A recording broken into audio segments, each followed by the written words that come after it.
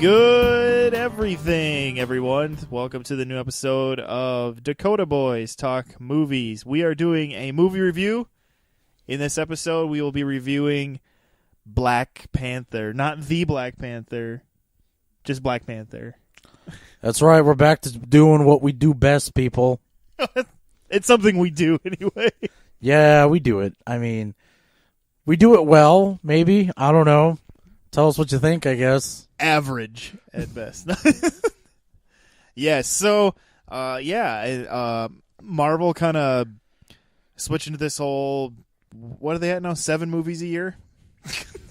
Something like that? I think 5. I think they're going for a steady 5. Yeah, like 3 to 5. One every season, and then one kind of at the cap of the season, and then the end of the season. One to tie them all together into the cinematic universe. Yeah. Crazy. And then they're going to be doing the independent one. Squirrel Girl will be finishing off the year. I don't know. Yeah, and then next year they'll have New Mutants or something. And all the man, yeah. So no, it'll be Dazzler next year. Dazzler's getting her own movie. Gonna star Taylor Swift. It'll make $100 billion. And then it could be like a double feature. They could show Glitter with Mariah Carey and Dazzler with Taylor Swift. They have nothing to do with each other, but the names are similar and they both have singers.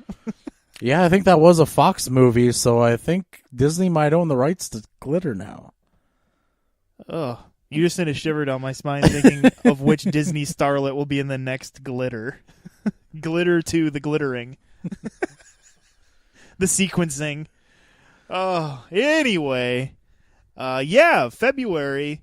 Not the typical Marvel tentpole movie month, but I have a sneaky suspicion that Black Panther was the one they chose here because it's Black History Month. Could that be? I would assume so, yeah. It's just something across my mind where maybe they thought, hey, we want to dish this out before Avengers. We want to make sure it has a spot where it can shine all its own. And, hey, why don't we stick it in, Black History Month since it is our first main hero of the movie is a black guy, African American. So yeah, that's what we're gonna talk about tonight. So yeah, we were introduced to Black Panther in Marvel's Civil War, right? Was there a tease to him before Civil War at all? No, I think it was just agreed that he was gonna be in Civil War, and yeah, I can't remember any tease. It seemed like that was just kind of where he showed up. Yeah, they kind of just ran with the whole thing. And Chadwick Boseman plays T'Challa, the Black Panther in this Marvel Cinematic Universe. How did you as far as Civil War? I know we talked about it on this episode. I guess I don't quite remember how much we talked about him, but did you like Chadwick Boseman as the Black Panther? For the time he had, anyway, in Civil War. Yeah, he was definitely one of the things that kind of stood out in Civil War. Yeah, when you think about Civil War, it's interesting how some of the standouts in that movie were the smaller part. People like Tom Holland's Spider-Man kind of had a cool moment to shine. And then Chadwick Boseman both had good moments to kind of shine respectively in their roles in that movie. I guess, yeah, I liked him a lot. I thought he was good. I saw him previously, in 42, the Jackie Robinson story, and I thought he was really good playing that. In fact, he's kind of the guy to go to for biopics of black people. He's been Thurgood Marshall. He's been Jackie Robinson. He's been James Brown. Yeah, he's been... There's one other one I thought he had been, too. Jackie Robinson, Thurgood Marshall, James Brown. Wasn't there, another person he played, a true... Possibly. I can't remember. I want to say yes, but at the same time, I have no idea what movie it would have been. Yeah, so anyway, he was kind of the biopic guy there for a while. And I would say kind of gained his most celebrity steam with the Jackie Robinson story, 42, from what I can gather. That's where I kind of first became aware of him more. Was that where you kind of were? Yeah, that's definitely where he came on the scene. Yeah, and so coming into this, I would say my expectations were high enough. I was pretty excited to see what they would do with this. I wasn't the biggest fan of Creed. I know everyone was really, really into the movie Creed. And the director of that is who directed Black Panther, Ryan Coogler, and brought the Creed from that movie into this one to play a character, Michael B. Jordan, who is attempting to redeem his Marvel status after his Fantastic Four debacle. Yeah. He's pulling a Chris Evans. He had a rough Fantastic Four bout and had to play another character to redeem himself. Yeah, you think it's crazy.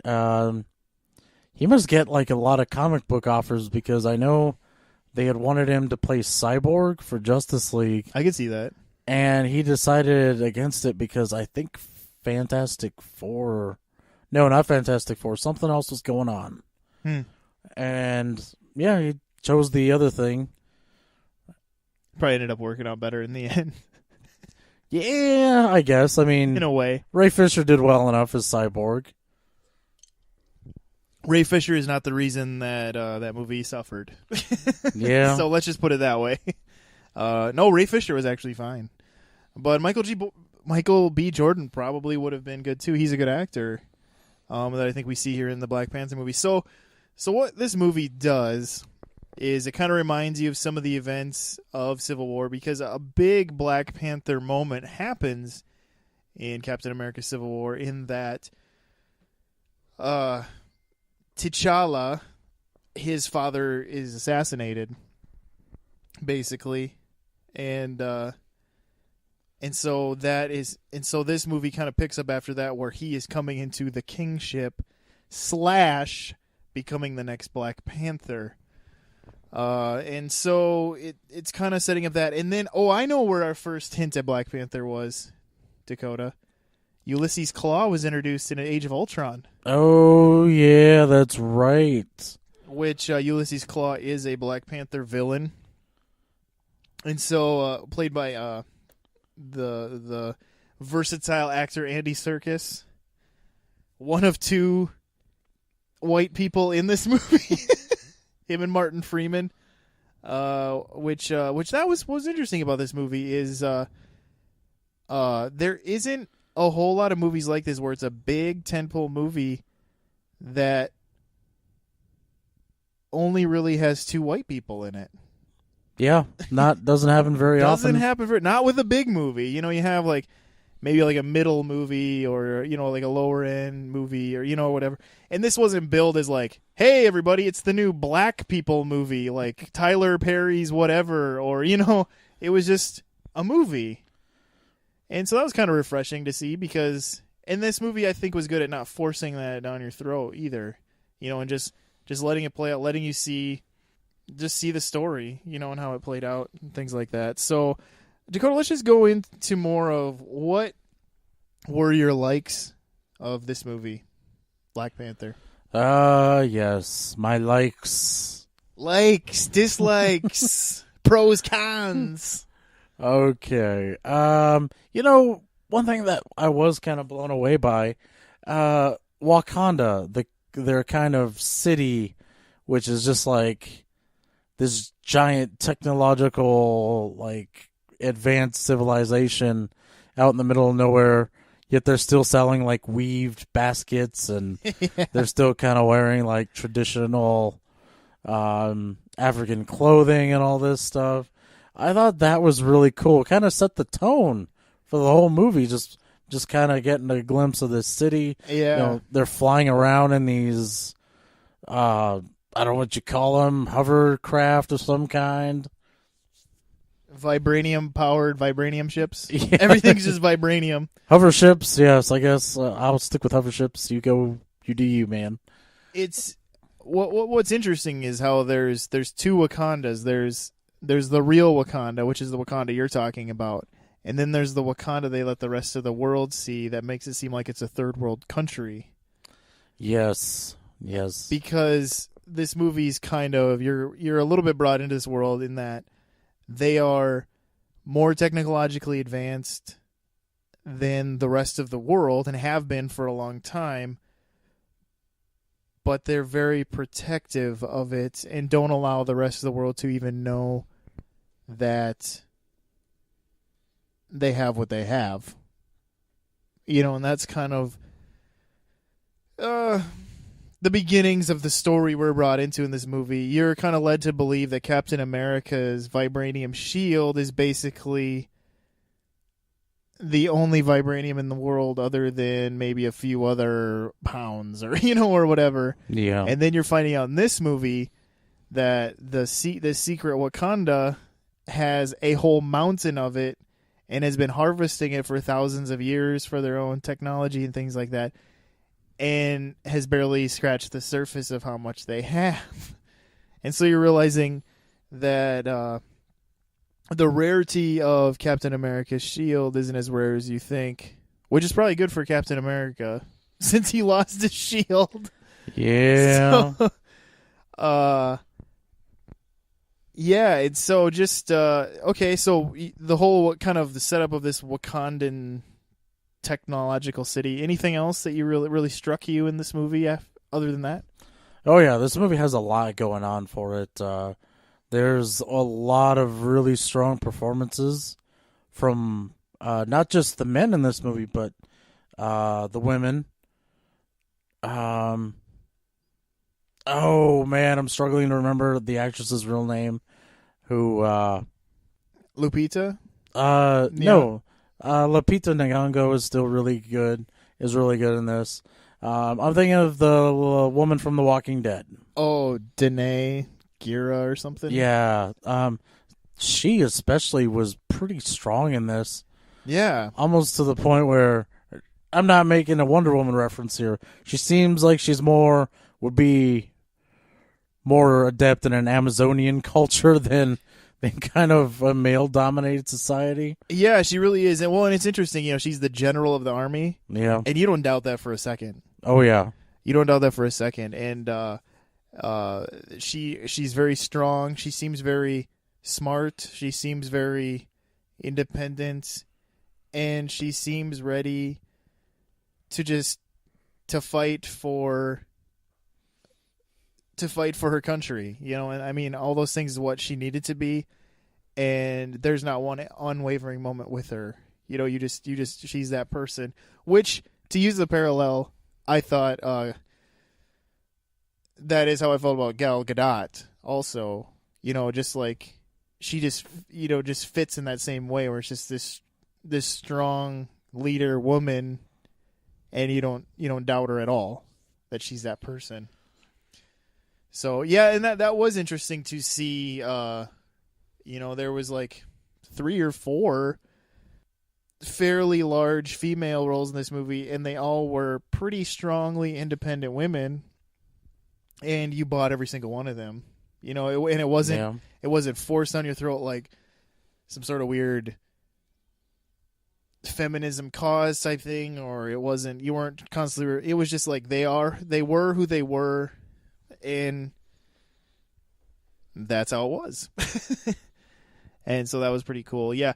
What about any other characters that really, I know, like, okay, the women characters, I guess one that really struck me was Michael B. Jordan, which we've already kind of talked about. Oh yeah, he kind of honestly steals the whole show here. A little bit, and in a good way. I was mentioning to Dakota that it's been probably since 2004, which would have been when Spider-Man 2 came out, that I'm just looking at these comic book movies specifically, but it's been since like 2004 Spider-Man 2 that I've really actually emotionally invested to a point where I am understanding and feeling and in some ways wanting who's supposed to be the bad guy to be redeemed or have some sort of victory in some sense. Yeah. And it's just the way they built his character, and it was just refreshing to see, I guess, a villain that had depth and wasn't just like, I'm bad, or something. And I mean, you kind of had these moments where you're like, okay, he's not a nice guy. Yeah. But at the same time, you understood all of his motivations to a point where there was like a certain amount of empathy maybe for him. Yeah. Which was interesting. And then as far as kind of the other villain, Ulysses Claw, Andy Serkis's villain, Andy Serkis was just having a good time. He was just like, turn on the music. We need music while we're going. And he's like, he was just like crazy.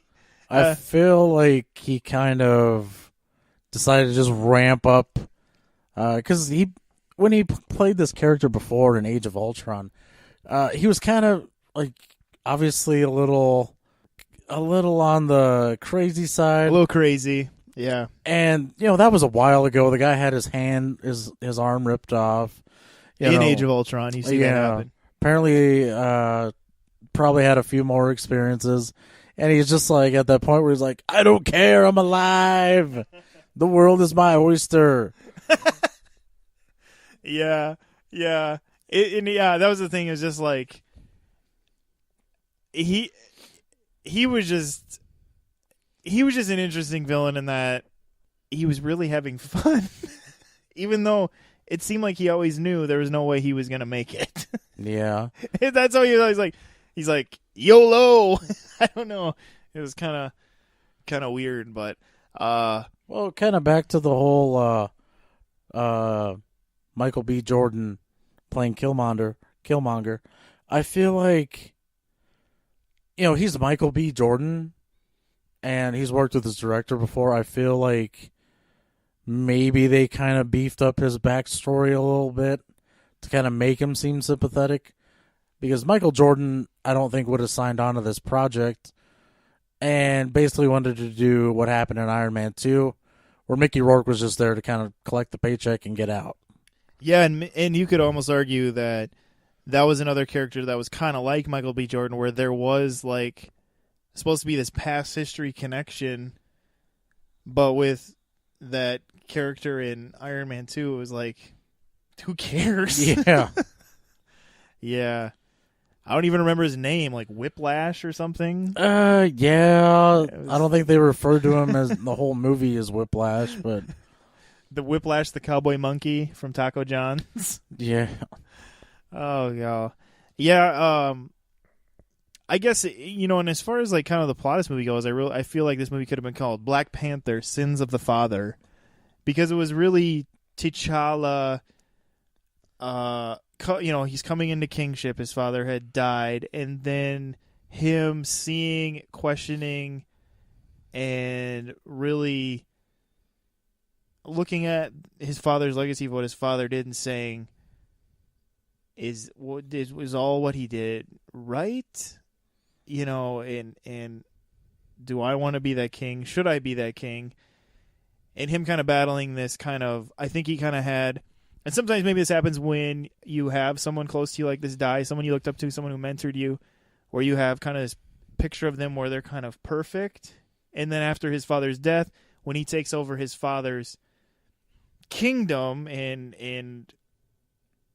sees the decisions he made, he starts going like, oh, my father wasn't perfect, did make some mistakes, and you kind of have that disillusionment that causes you to question who you are, because this is the person that raised you and mentored you. And so it was kind of, there's a little bit of that in this movie, kind of playing on that to build through. As far as MCU, I found this movie very interesting, Dakota, in that it doesn't really worry about that too much.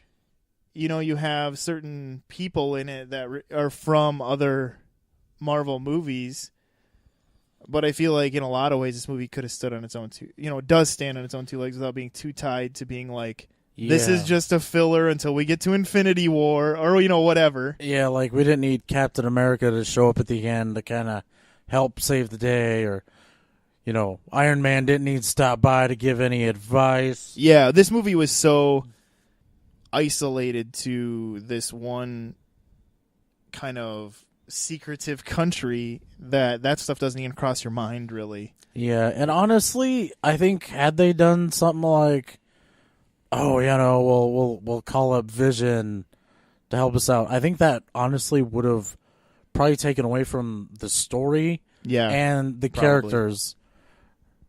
Just the fact that they're so used to being isolated, they'd prefer to handle their own problems by themselves. Which is kind of interesting because Infinity War, obviously, that's not going to be the case. Yeah.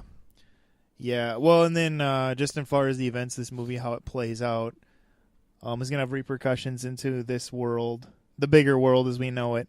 But it doesn't really take away from this movie. So, kind of interesting how that worked out too. Within that, so let's move into maybe some cons. What would you say like your biggest cons of this movie are? My first one I'm just gonna say is it could have been shorter. Yeah, in a good way. Yeah, this movie. I don't know why they feel the need with all the Marvel movies lately to do this thing that the James Bond movies have been doing forever, where they gotta like kind of hop the globe. Like, oh, this happened over here. We're gonna go over here. This will happen, and then we'll end like in a completely different spot. Maybe it's just to kind of like add a little bit of exoticness. Is that a word? Exoticness. It is now. All right. to the whole film, but in this movie, it was. I feel like it inflated the time a little longer than it should have. Oh, yeah. I think there's also this thing, too, where these movies feel like if they're not over 2 hours, I don't know, like they have this thing where they like, we have to be at least 2 hours and 10 minutes or something. Yeah, it's a Whereas little... I think we all forget that, like, to go back, I mean, the original Spider-Man Tobey Maguire movie was like exactly 2 hours long, and it told a whole story. And I feel like this movie could have done the same thing. Well, the original Iron Man seems like a friggin' TV episode next to some of these movies. Yeah. The Incredible Hulk. Yeah, that was under 2 hours. I feel like with this movie, definitely time was a problem. And it kind of goes to the third act of the film where you have these multiple people trying to accomplish their own goals, get to their own ends. And I felt that was kind of unnecessary. Yeah. And do you feel like it's this way of... Okay, so like there's a lot of movies where people start complaining, maybe online, social media has affected the way these movies play out. Because you have these people going like, it's not fair that so-and-so didn't get their own moment to shine because I liked them, so they should matter to everybody. And things like this, like the whole Captain Phasma thing. Like Captain Phasma needs to have her own moments and blah, blah, blah. And, or insert whatever side character here and hashtag this character matters too. And so now they kind of do this thing where when you have the big battle at the end, it's like, okay, we got to have this person shine. We got to make sure this person gets to spin on their head and do like a kick thing so that they can be happy. I honestly feel like where this all comes from in the MCU is from Joss Whedon. Well, that could be. Because that's what he likes to do in his own shows, movies. Each character had to have like a moment.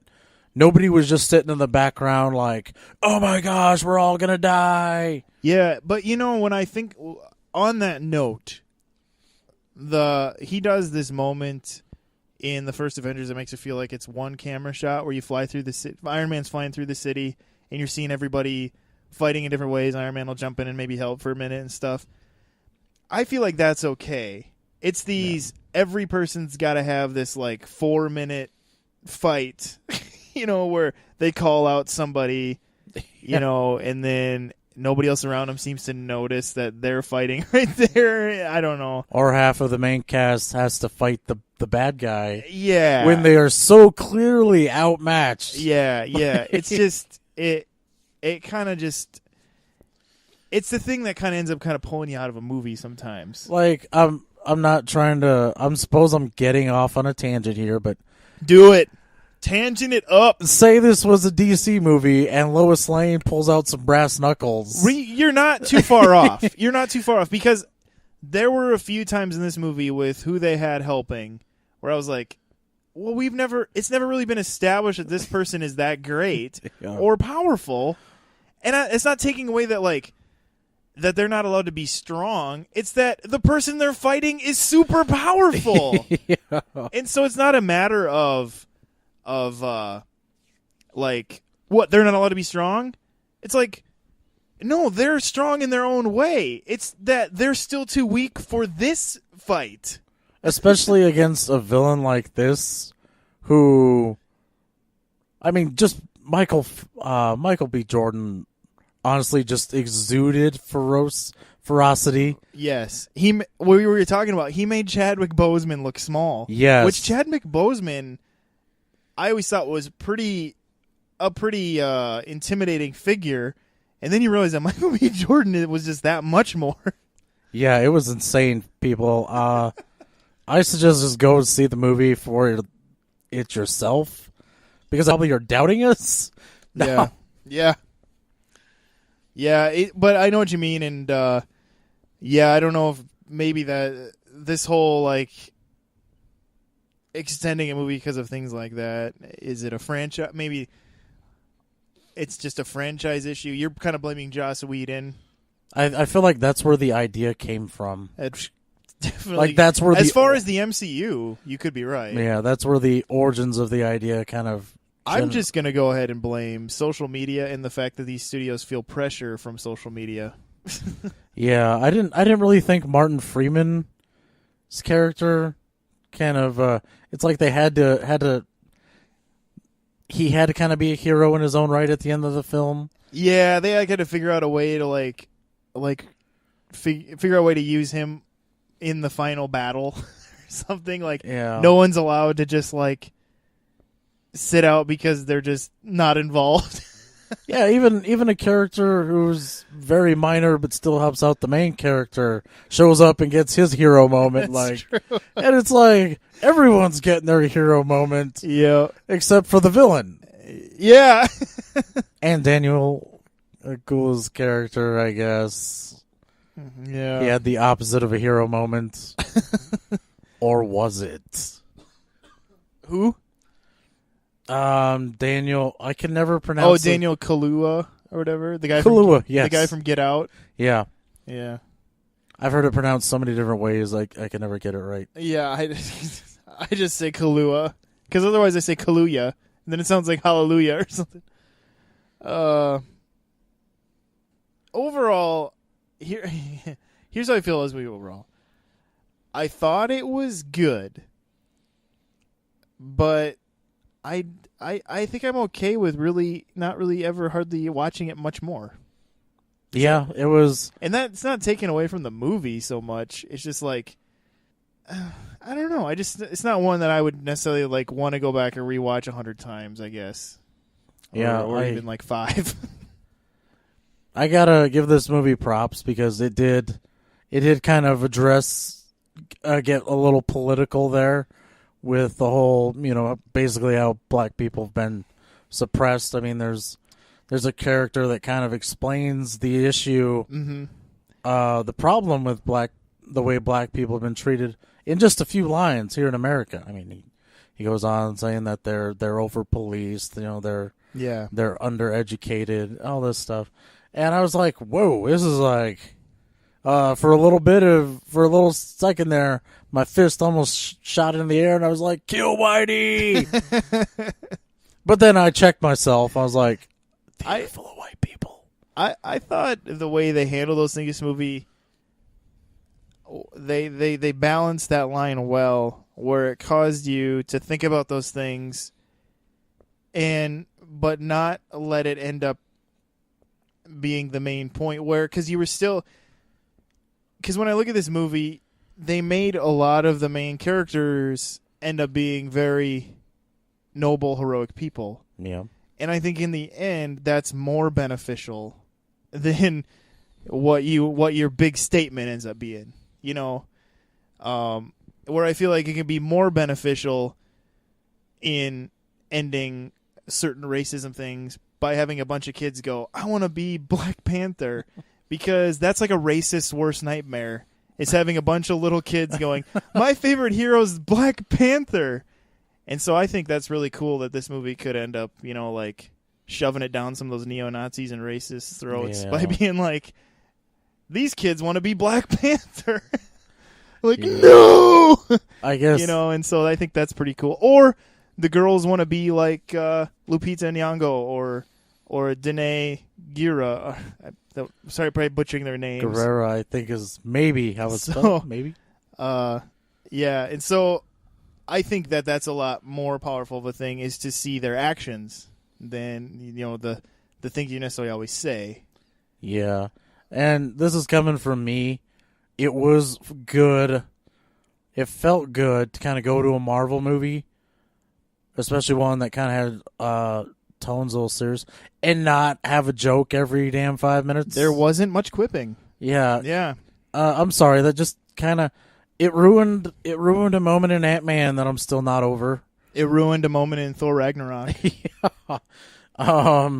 It's just the humor's like these are all essentially going to be comedies at some point. I mean, yeah, they keep going the way they're going. And this movie still had, like chuckly moments, but they didn't just let it overtake the movie.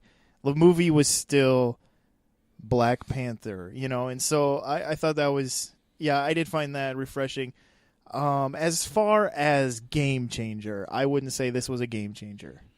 I feel like this was definitely an important movie in just what it portrayed, who it starred, being that it was a majority black people movie, and the fact that it is doing well, box office wise. But other than that, I wouldn't say this is like this is like the greatest movie Marvel's ever made, or necessarily like a game changer. Other than the way it could maybe starred black people, directed by a black man, and had strong female characters. So I guess in those ways it is, but overall maybe not so much. Yeah, it's just in order to be a game changer, you gotta try something new. You gotta do things completely different from how we were expecting. And I mean, this was good storytelling, but I wasn't like blown away, right? And hey, I'm not saying this. That's not a bad thing. I mean, a movie's got to be really special to kind of change things. Yeah. Yep. And the thing is I have no nostalgia to this character, other than I've watched a few animated Avengers series where Black Panther is in the Avengers for a while, or things like that. That kind of reminds me. My first exposure to Black Panther was the crappy, the crappy 90s cartoon of the Fantastic Four. Okay. Nice. That was the only... He was in that, huh? That was the only exposure I had to Black Panther. I honestly thought he was like an American. Like, for the longest time, I thought he was an American guy who was like... I think the first couple times like I saw Black Panther, I guess I missed, or it was never really said, and I just didn't think about it, that he was like from another country and like ruled that country. Yeah, I know. And even when after Blade had kind of finished up, they wanted to do a Black Panther movie with Wesley Snipes. Oh, funny. And it was talks like, is he going to try to do the accent? And supposedly he told people no, he wasn't really going to try to do an accent. I was like, whoa, that's bold, sir. That's very bold. Yeah. So another thing, it was fun to see. It's always fun to see Forrest Whitaker kind of show up and play a little guest appearance role. Angela Bassett was in this. She played Black Panther's mom. I thought she did a good job. Yeah. You don't really see her too often anymore. She shows up here and there in like smaller roles, it seems like. Yeah, she can't get any time off American Horror Story, man. Yeah, I guess she's on that now, isn't she? I forgot about that. So yeah. Overall, I guess probably I would give it maybe like a B. Yeah. Somewhere in that range. I'm going to have to go B, too. Just because overall, I mean, it looked great. The acting was great. There was just a few, like, maybe length and certain scene issues that kind of maybe threw it off, a little bit. And but overall, it was a pretty decent time if at the movies, especially if you like the Marvel movies. I'm sure you are going to see it or have seen it. But I think that in some ways, someone who's maybe not even totally in the Marvel cinematic universe stuff, this could be a one for them to easily watch. Yeah. If you were just like, oh, this seems like an interesting character, you could probably jump into this one. And like I said, it's kind of interesting, and just some of the ideas it plays with, and just the fact that you get like an actual kind of 3-dimensional villain in a Marvel movie was kind of fun too. So yeah, kind of with that, we'll wrap up this episode. But like I said, we both give it a B. We both give it definitely a watch. It was fun to see in theaters. Definitely too. We did have a kid behind us that kept like farting and talking really loud, like literally farting. That was weird. Yeah, like loud farts. And he was just noisy. But on that note, thank you for listening to this episode. If you have to take away anything from this episode, try not to sit by farty people. So, thanks for listening. And as always, we are on the Facebooks and the Twitters and those places like that. And we hope you follow us on there and subscribe to us in the places we're in, like sorry, I'm blanking out. iTunes and YouTube and any of those types of podcasting listening services that you find us on there, use us on there. And then, like I said, like I've mentioned previously, we can be listened to on your Alexa, those Amazon Echo devices. Obviously you can have your Stitcher on there and listen to that, but also the podcast service that you can get through your Amazon Echo. I think it's called AnyPod. You can put us on through that and listen to us right with your fancy little Amazon Echo speaker there. So many ways you can listen to us and follow us. So we hope you're doing that. And yeah, just tell us what you'd like us to do, how you're liking things we're doing. We'd appreciate any of that, good or bad, for the better. So with that, this is Steven. And this is Dakota. See you later.